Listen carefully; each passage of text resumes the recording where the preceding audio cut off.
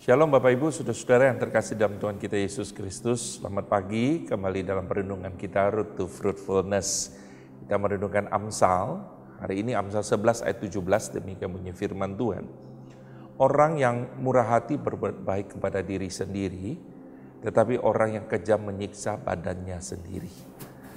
Saudara, saya mencoba membaca dan merenungkan ayat ini berulang-ulang. Saya bertanya kepada Tuhan, apa maksud ayat ini? Bagaimana orang yang murah hati berbuat baik kepada diri sendiri? Bukankah ketika seseorang bermurah hati, ia akan quote-unquote kehilangan sebagian apa yang ia miliki? Ketika memberi uang kepada orang lain, maka uangnya pasti berkurang, bukan? Ya, itu konsep dunia. Tetapi dalam kamus Tuhan tidak demikian. Lebih berbahagia orang yang memberi daripada menerima. Ketika kita mengerti kebenaran ini, saat kita memberi, tentu ada sukacita dari Allah.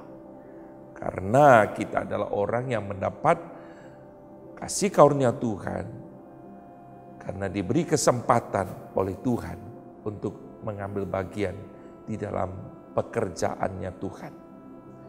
Kita masih dipakai dan diperkenan jadi alatnya. Ketika kita mengampuni, kita ada damai, saudara. Karena kita terlepas dari kebencian, kemarahan. Dan sebabnya dalam khotbah di bukit Tuhan Yesus berkata, dalam Matius 5 ayat 7, berbahagialah orang yang murah hatinya karena mereka akan beroleh kemurahan. Pertanyaan berikutnya adalah bagaimana kita bermurah hati? Amsal 3:27 berkata demikian.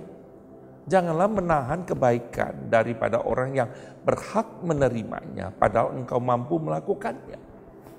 Saudara, ayat ini menyiratkan ada bagian atau hak orang lain yang Allah titipkan kepada kita.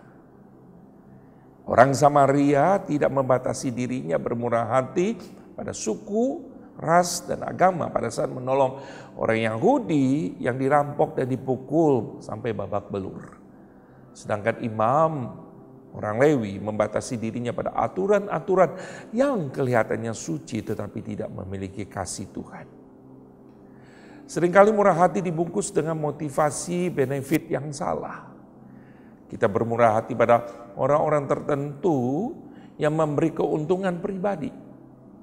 Ketika kita diundang oleh seorang pejabat, kita menyibukkan diri dengan seberapa besar angpau yang akan kita berikan daripada seorang OB, office boy, yang membutuhkan uluran tangan kita karena istrinya sedang sakit keras.